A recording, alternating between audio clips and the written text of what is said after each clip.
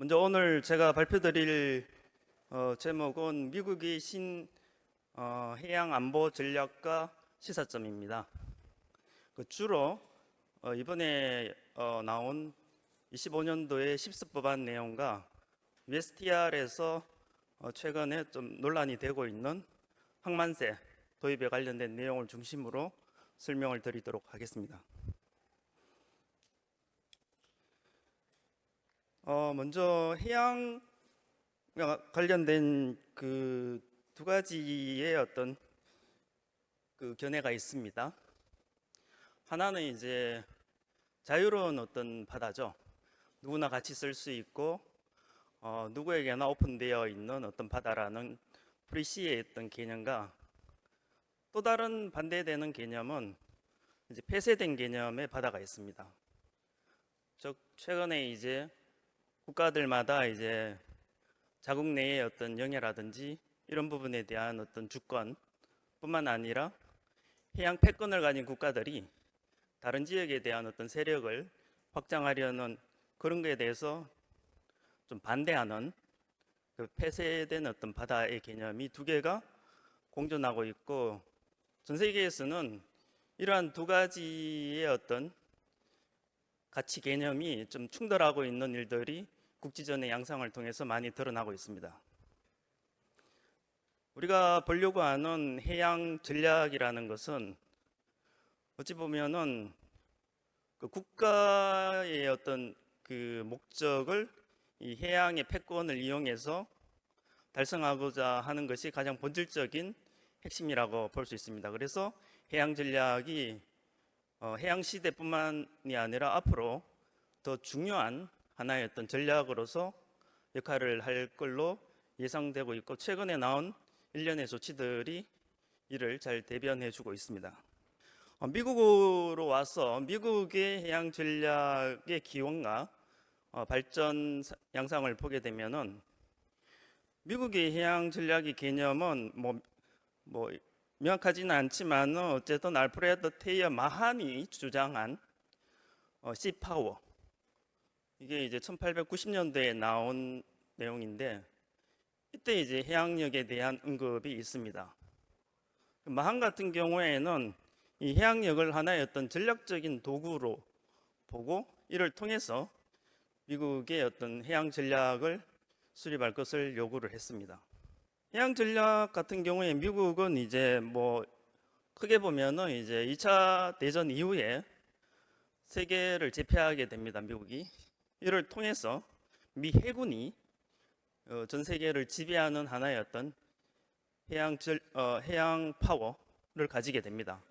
이후에 냉전 시대를 거치면서 미소 간의 대립 시대에도 이 해양에 대한 해양 전략은 굉장히 중요한 역할과 도구를 차지했고, 최근 21세기 들어서는 미국이 이제 중국을 견제하는 데 있어서 가장 중요한 포인트가 바로 이 해양 전략 부분입니다. 중국이 이제 해양 패권을 확장하는 과정에서 미국이 이를 견제하기 위한 여러 가지 조치들을 취하고 있고, 그 일환으로 최근에 이제 미중 무역 전쟁이 심화되고 있습니다. 미국의 해양 전략에 관한 문서들을 보게 되면 여러 문서가 있지만은 저희가 오늘 보려고 하는 데 있어서 가장 직접적으로 관련된 부분은 역시 미국의 해양 전략서입니다. 미국 해양 전략서가 처음 나온 연도가 2007년도인데, 이게 이제 의미를 가지는 것이 단순히 기존에 이제 해양 전략이라고 할 경우에는 주로 해군에 좀 포커싱이 되어 있었습니다. 하지만 이 전략서에서는 해군뿐만 아니라 해병대 그리고 코스트가드까지 다 포함해서 해양 전략을 갖다가 구성하는 어떤 요소로서 간주를 했습니다.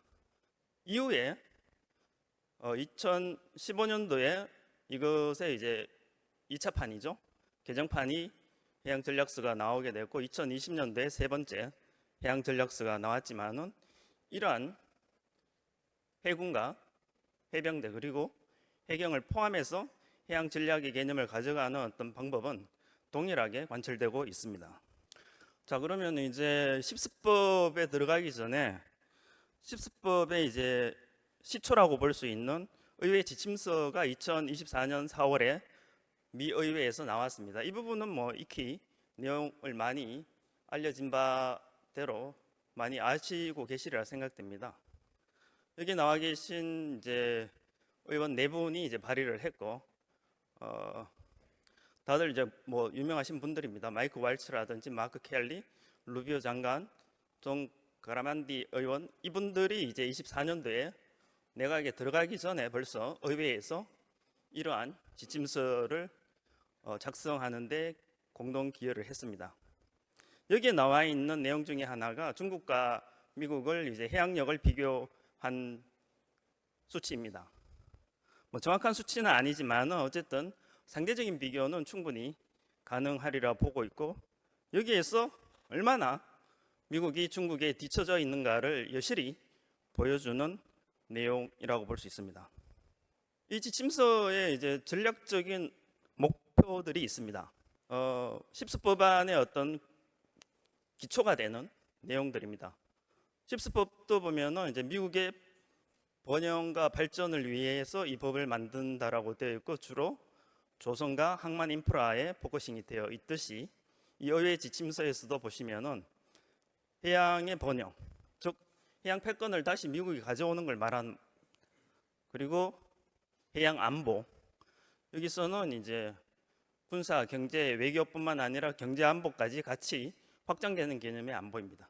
하지만은 미국의 현실이 이제 자국 혼자서 이것을 달성하기 어렵기 때문에 동맹과의 어떤 연합을 통해서 달성을 해야 된다라는 것이 나와 있고, 이를 통해서 공화당의 가치, 아메리칸 밸류를 갖다가 실현하는 것을 목표로 삼고 있습니다. 여기 보면은 이제 10가지 실천 사항들이 있는데, 그 중에서 이제 십수법안과 연결해서 보자면은 1, 3, 4번이 될 것 같습니다. 1번 같은 경우에는 이제 십수법안에서도 다루고 있는데 해상 수송력의 어떤 확대입니다. 여기에는 십수법안에서는 이를 받아서 국가 수송 교통 계획을 수립하도록 되어 있고, 거기에 안보 보좌관이라든지 펀드라든지 이런 것들을 만들어야 된다라는 조직과 예산에 대한 부분이 법안에서 다뤄지게 됩니다. 세 번째 같은 경우에는 shipbuilding에 관한 내용이 이제 세 번째가 될 것 같습니다. 조선이 미국이 이제 많이 경쟁력을 상실했는데 이 부분을 이제 다시 회복해야 된다는 내용이고, 네 번째 같은 경우에는 뒤쪽에 나오지만은 이제 전략 상선대에 관한 개념으로 해상 수송, 해운의 어떤 재건을 다루고 있는 내용이 4번이 되겠습니다. 이제 본격적으로 십수법으로 넘어가게 되면은 십수법 같은 경우에는 2024년에 12월 달에 최초 발의가 되었습니다. 하지만은 이제 곧 의회 회기가 마감되는 관계로 25년도에 다시 재발의되는 과정을 거쳐서 2024년도에 십수법안이 있고 2025년에 십수법안이 있습니다. 내용상으로는 크게 다르지 않습니다. 십수법의 어떤 배경은 미국의 어떤 부흥입니다. 해운과 조선, 항만 인프라에서의 어떤 부흥을 이 법을 통해서 달성하려는 것이고, 결국 이를 통해서 미국의 전략적인 해양 실천력을 갖다가 확장시키는 것, 확대시키는 것을 주 목적으로 하고 있습니다. 법안의 구성은 총 7개의 장으로 되어 있으며 가장 핵심된 장은 2장과 3장, 4장, 5장, 6장 정도가 될 것 같습니다. 왜냐하면 1장과 7장 같은 경우에는 이제 뭐 개요 부분이 1장이고 7장은 텍스에 관한 사항들을 좀 다루고 있기 때문에 내용적으로 보자면은 2, 3, 4, 5, 6장이 가장 주된 내용을 차지하고 있습니다. 24년도에 법안을 발의할 때 이 네 분이 공동 발의를 했습니다. 저희가 이제 민주, 공화, 초당적이라 그러죠. 초당적 입법 발의를 통해서 이루어졌고, 왼쪽에 보시면은 이제 민주당 상원이죠. 마크 켈리와 밑에 가라만디 의원은 이제 하원으로서 참여를 하셨고, 오른쪽은 공화당입니다. 토드 영 인디애나 상원과 트렌트 켈리 미시시피 하원이 이제 참여를 했는데, 이분들의 공통된 전력을 보면은 군가의 어떤 경력이 조금이나마 다들 있습니다. 트렌트 켈리 같은 경우에는 육군 장성 출신이시고요. 마크 켈리 상원 같은 경우에는 마린이죠. 그러니까 이제 해병대에서 비행사를 하시다가 나사 쪽으로 가셔가지고 우주 비행사까지 하신 아주 경력이 화려하십니다. 이런 분들이 이제 군에 대한 어떤 경험을 통해서 해양력의 중요성을 익히 인지를 하시고 이 십습 법안에 그 내용을 담아서 어떻게 실천할 것인지를 법안으로서 발의를 하게 되었습니다. 24년과 25년의 어떤 그 차이점을 간단히 보게 되면 큰 차이는 없습니다. 내용적으로는 대동소이하고 구성상으로 보면은 조금 이제 전략적인 어떤 선택을 했습니다. 하원을 통과해서 상원에 갈 때 이 법안을 두 개로 25년도에는 분리를 해서 텍스 부분을 따로 빼서 새로운 어떤 다른 법률, 그러니까 내용은 동일하지만은 두 개의 법안으로서 구성을 해서 따로 뺐습니다. 전략적인 어떤 선택입니다. 그 외에 나머지는 내용이 크게 뭐 차이 나지는 않습니다. 구성상에 있어서 조금, 그리고 적용 기간에 있어서 법이 1년 다시 기간이 늘어났기 때문에 1년 더 이렇게 기간 조정하는 부분들이 반영이 되어 있습니다. 25년도 십서 법안을 중심으로 내용을 간단히 살펴보겠습니다. 1장 같은 경우에는 이제 계획에 관한 부분인데 여기에서 중요한 거는 마리타임 시큐리티 어드바이저와 마리타임 시큐리티 보드를 이제 설치하는 내용입니다. 즉 해양안보보좌관과 해양안보위원회를 만들어서 해양에 대한 어떤 전략을 수립하고 실천하고 관리 감독하는 것까지 다 여기서 총괄하는 어떤 기능을 부여하고 있습니다. 그것을 받아서 2장에서는 자, 실천을 하려면은 예산이 필요한 거죠. 그 예산을 갖다가 어디서 조달할 것인가에 관한 내용을 펀드에 관한 사항으로 설명하고 있습니다. 마리타임 시큐리티 트러스트 펀드, 해양안보 트러스트 펀드를 만들어서 여기에서 예산을 뒷받침하겠다라는 거고, 이 펀드의 재원은 뒤쪽에도 나오지만은 우리가 다루는 항만세도 포함이 됩니다. 이뿐만 아니라 항만에서 발생하는 톤세제라든지 여러 가지 부가금, 벌금 이런 것들이 다 이쪽으로 모이게 되고 여기에 재원을 바탕으로 해서 조선에 대한 지원과 해운에 대한 지원, 인력에 대한 지원까지 다 할 수 있게 됩니다. 3장에서는 이제 해상 수송 능력을 확대하기 위한 부분인데 여기서 이제 내셔널 카고 스트래티지 플랜을 수립하도록 되어 있고 이를 통해서 미국적 선박의 어떤 자국 화물 수송 능력을 갖다가 향상시키는 내용을 담고 있습니다. 4장 같은 경우에는 이제 해운 쪽에서 많이 언급되고 있는 사항인데 상선 쪽에서 전략 상선대라는 개념을 만들어냈습니다. Strategic Commercial Fleet인데 약으로는 SCF. 이제 미국적 선적의 선박에다가 미국 선원을 태우고 미국 화물을 수송하는 것을 이상으로 이 전략 상선대라는 개념을 도입하고 이 전략 상선대는 향후 10년까지 최대 250척을 갖다가 확장하는 계획을 갖고 있습니다. 이것은 기존에 미국의 해사청에서 갖고 있던 프로그램과는 별개로 추가되는 척수라고 보시면 될 것 같습니다. 이를 통해서 미국은 해상에서의 어떤 자국 화물 수송 능력과 이를 통한 화물의 어떤 경제 안보를 달성할 수 있을 거라고 주장을 하고 있습니다. 5번 같은 경우에는 조선입니다. 최근에 이제 우리나라에서도 미국과의 어떤 무역 관세 협상을 하는 과정에서 이 조선 이야기가 많이 나왔습니다. 이제 마가에서 연장해서 이제 마스가라는 용어까지 한국에서 만들어졌습니다. 미국의 시빌딩은 굉장히 상대적으로 보자면은 조선 선진국인 우리나라나 중국, 일본과의 격차가 굉장히 크게 발생하고 있습니다. 이 부분을 어쨌든 좀 이제 상선 부분에서 좀 많이 좀 커버를 하고 물론 이제 해군 쪽에서의 어떤 함정 관련된 MRO라든지 이런 사업들도 있습니다.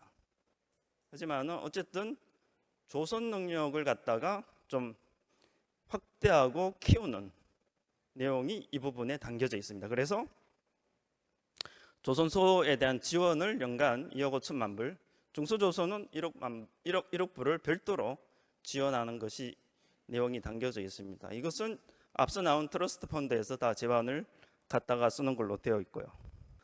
육장 같은 경우에는 앞서 나온 해운과 조선에 필요한 인력 내용입니다.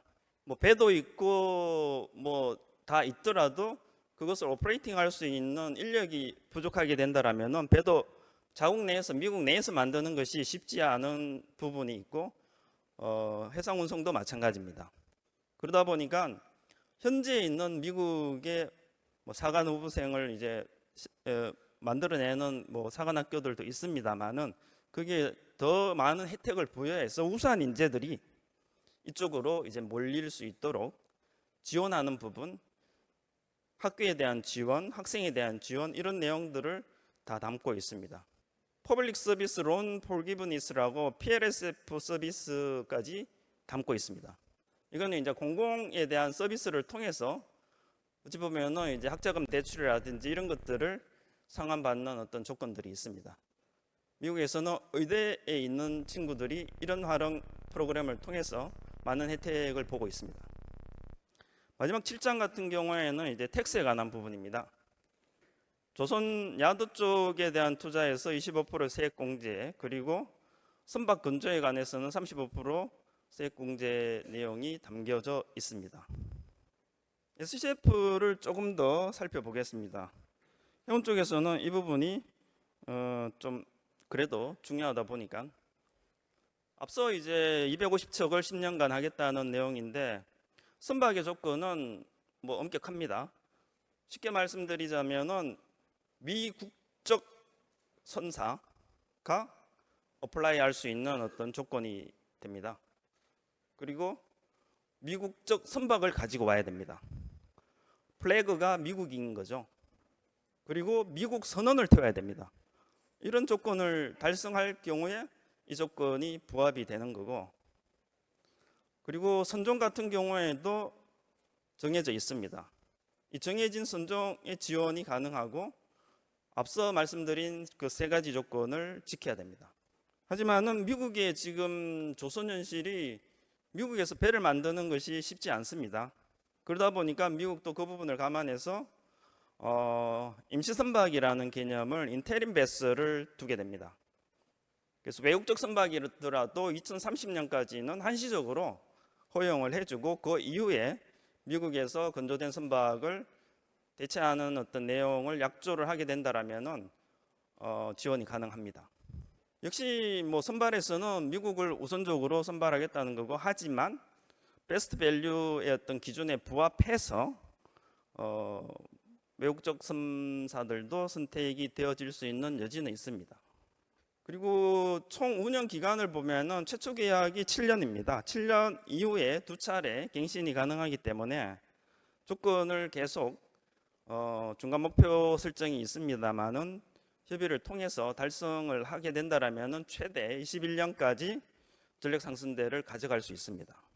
해운 쪽에서는 뭐 많은 관심을 갖고 방법을 모색하고 있는 걸로 알고 있습니다만 현실적으로 좀 어려운 부분들이 있기 때문에 이런 부분들은 전략 상승대 부분은 뒤쪽에 아마 토론 시간에도 잠시 논의할 시간이 있을 걸로 알고 다음 USTR 조치로 넘어가도록 하겠습니다.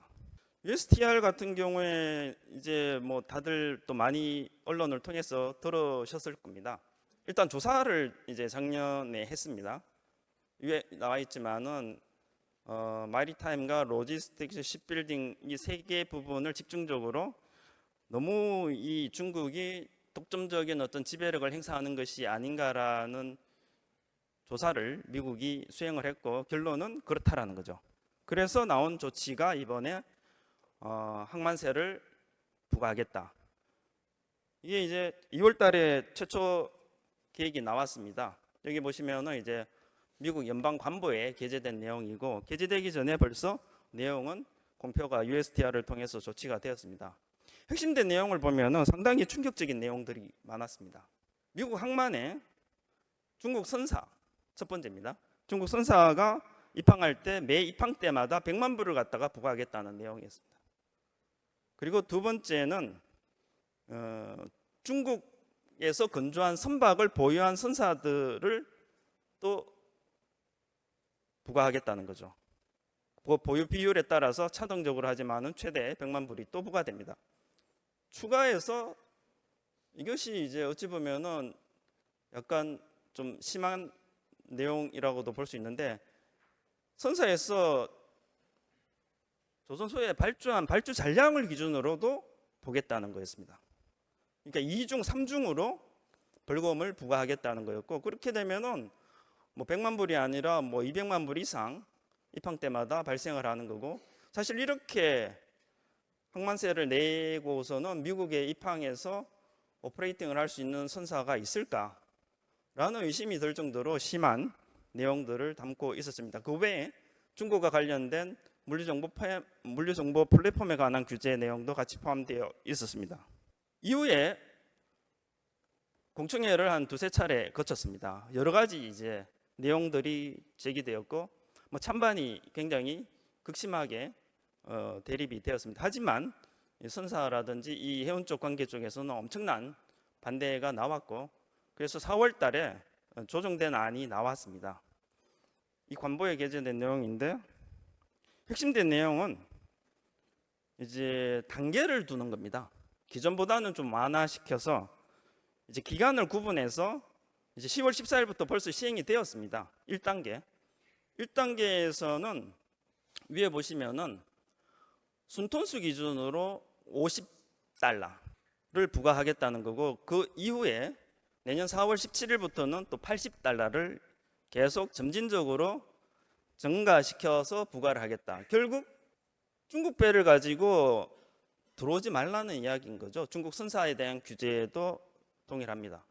중국 배 가지고는 미국 입항을 할 경우에 장사하기가 힘드는 구조를 만들겠다는 거고, 여기서 엄청난 재원이 생기면은 앞서 나온 10수법 내용으로 재원을 활용해서 미국의 조선과 해운을 키우겠다라는 그런 전략적인 사고에서 나온 항만세입니다. 이게 참 어찌 보면은 뭐 상당히 좀 해운 쪽에서는 큰 어떤 버든이 될 수 있습니다. 기존에 없던 일종의 벌금도 아니고, 이게 뭐 일종의 입항료인데 완전히 뭐 다른 또 하나의 어떤 관세 성격인 것도 있죠. 미국에 들어가기 위해서는 지불해야 되는 돈이기 때문에. 근데 영업하는 선사 입장에서는 추가적인 어떤 비용입니다. 그러니까 기존의 이익이 줄거나 아니면 마진을 더 이렇게 올려받아야 되지만은 최근에 해운 시장 상황이 그렇게 녹록하지가 않습니다. 그래서 화주로부터 추가적인 운임을 받기가 어려운 상황에서 이 부분을 화주에게 또 증가할 수 있느냐, 그것도 사실 쉽지 않습니다. 최근에 선사들의 대응에 보면은 대부분 자기들이 이제 수용하는 걸로 나오는데, 하지만 이것이 계속 점진적으로 증가하게 된다라면은 선사들도 계속 그 전략을 유지하기는 쉽지 않을 것 같습니다. 근데 이제 여기에서 다른 나라들은 사실 대응하기가 좀 힘든 부분이 있습니다. 특히 우리나라나 일본, 또 유럽도 마찬가지고. 근데 이 부분에서 이제 조금 중간에 조정 과정이 하나 있었습니다. 뭐냐면은 이제 자동차 운반선에 관한 내용과 LNG 관련된 쪽인데, 자동차 운반선에서 초기에 4월 달에 나왔을 때는 CEU당, 그러니까 차량 한 대당 150불을 갖다가 부과를 했습니다. 근데 이 부분이 좀 과하다고 판단되어서 6월 달에 순톤수 기준으로 조정을 했습니다. 톤당 14불로 조정을 해서 기존 대비 한 5분의 1 수준으로 부담금이 내려가는 구조가 되었는데, 최근에 또 10월 달에 와서 이 부분을 또 올리겠다고 USTR이 또 46불로 올리겠다라고 해서 기존보다 또 올라갔습니다. 그러니까 한마디로 이게 왔다 갔다 하는 거죠. USTR도 종잡을 수가 없는 겁니다. 마치 우리가 트럼프 대통령의 어떤 가장 어려움을 이야기할 때 불확실성을 이야기하는데, 여기서도 마찬가지입니다. 앞으로 이게 어떻게 진행될지에 대한 불확실성이 너무 크다 보니까 어려운 거죠. 그런 내용들이 있었는데, 유일하게 중국이 이제 맞짱을 떴습니다. 똑같이 우리도 미국에서 들어오는 배에 대해서 미국 선사의 규제를, 항만세를 부과하겠다. 미국에서 중국 선사와 중국 건조 선박이 하는 것과 동일한 어떤 패턴으로 그냥 카피한 거죠, 그대로. 단계적인 인상도 똑같고 금액도 똑같습니다. 거의 한 10% 더 많습니다. 환율 계산으로 해보면은 중국은 오히려 미국이 매기는 것보다 우리는 10%더 매기겠다라고 치고 나왔는데, 사실 이거는 뭐 이렇게 별 실제 미국이 이것으로 위협받을 상황은 아닌 것 같고 별 영향력은 크진 않을 것 같지만 어쨌든 어느 정도 의미 있는 조치임에는 분명합니다. 지금까지 이제 제가 10습 법안과 USTR 조치의 최근 동향까지 포함해서 말씀을 드렸는데, 어쨌든 우리나라 입장에서 볼 때 중요하다고 판단되는 거는 이제 해운 쪽입니다. 전략 상선대를 250척까지 늘리는 데 있어서 우리가 어떻게 좀 활용할 수 있을지, 그리고 조선 쪽과 해운 쪽에 인력 부분이 있습니다.